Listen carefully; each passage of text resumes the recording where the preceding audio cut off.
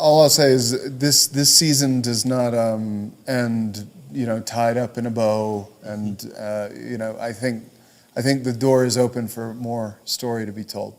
Somebody once told me, you have to go through hell to achieve resurrection. I'm so excited because Dexter is one of my favorite TV shows. So we have seen these characters and their dynamics.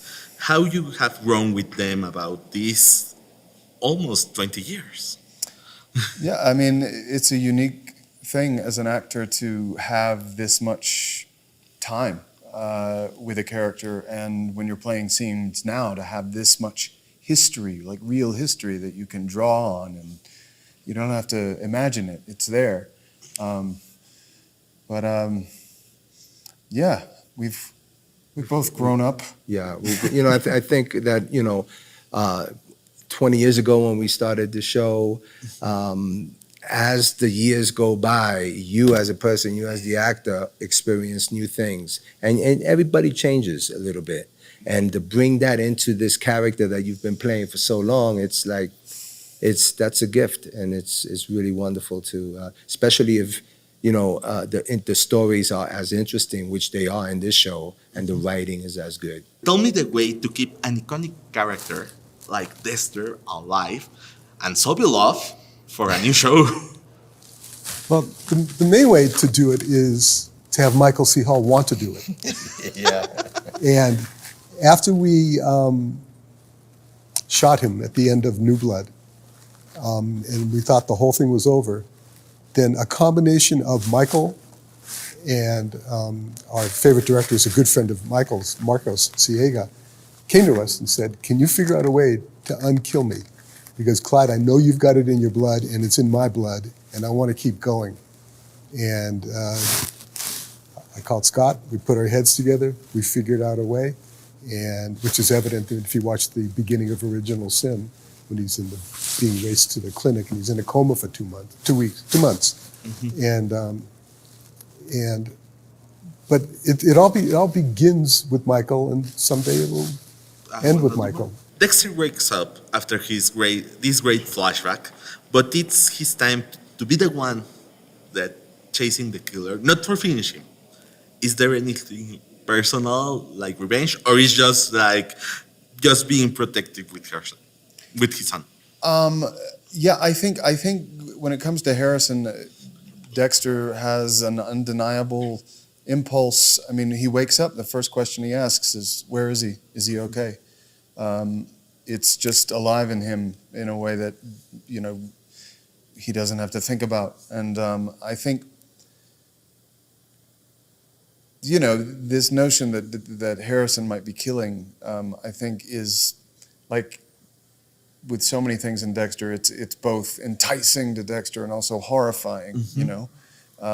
And he has to sort of contend with those things existing at the same time.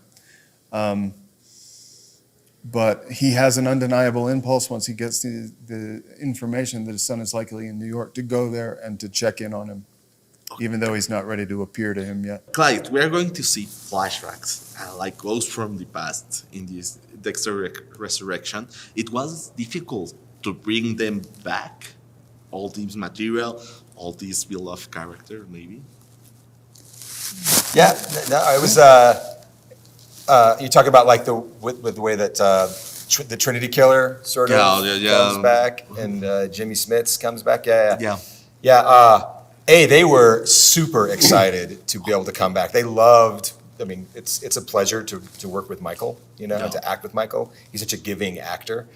So they were just like, yeah, we would love to come back. So that part's been great. And then same with James Remar, mm-hmm. who plays Harry, who this season is very much a voice in his head.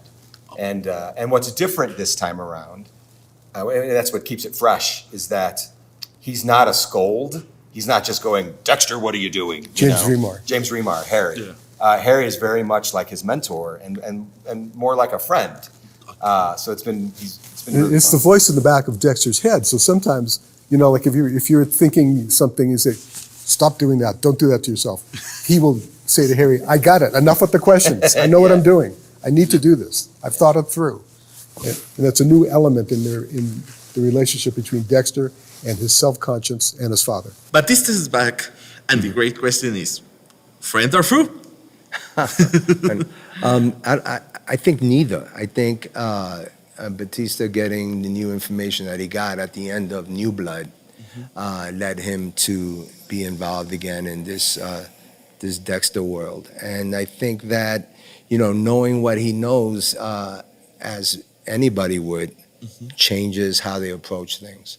And I think that's the difference maybe in Resurrection than in before, is that he's got more information that has kind of killed his innocence about certain things. Talking about new elements, we got new city, new characters, a new dynamic, because it's not only father and son as we saw in New Blood. Yep. It's more like now you are the chaser who have to get off with the murder, but the murder, you also have a sensation of revenge, maybe, I don't know. How do you put all these pieces together? Well, we sat all last year in the writing room with writers that we've worked with for years in Los Angeles, and we talk about it. We put it up on the wall. And when you're doing a mystery, you need to know what the ending is, so then you can walk backward and find out what the beginning is and how to start it. And we do that for a couple of weeks. We just put stuff up on the boards in no particular order. We call it the NPO board, scenes we'd like to see. And about half of them survive. And it's the contributions of the writers, of Michael himself, of Paramount Plus and the executives at Showtime. And it's all this calm collective. We know how to do this, and we do it. And it really comes down to each season, we ask the question, like, what is it that Dexter's going through? And this season, Dexter's resurrecting, Dexter Resurrection. And he thinks, I'm just going to go back to being a serial killer who kills killers and live by a code. I'm not going to have friends. I don't care about neighbors. I'm just going to care about my son and the code. Okay. And of course, so basically Dexter's like, can I believe, belong, and become a part of something bigger than myself?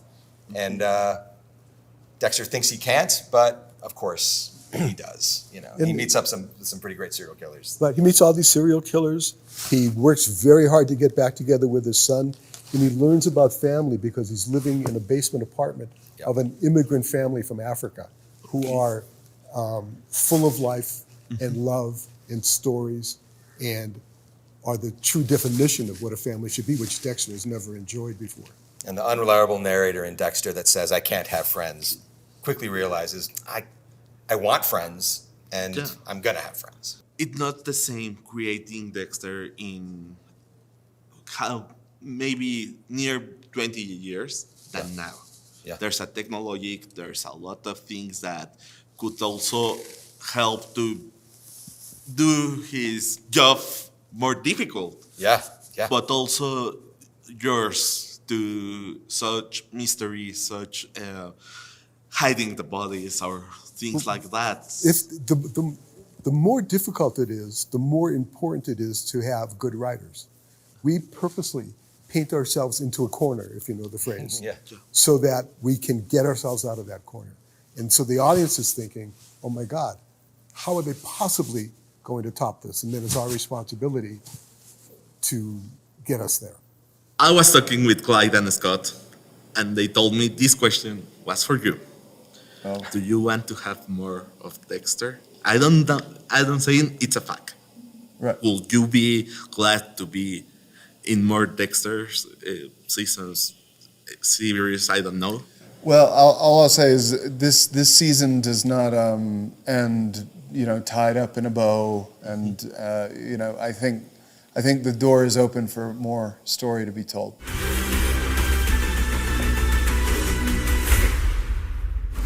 What do you think? Hi, everybody. Don't miss Dexter Resurrection on Paramount Plus. July 11th. Nice.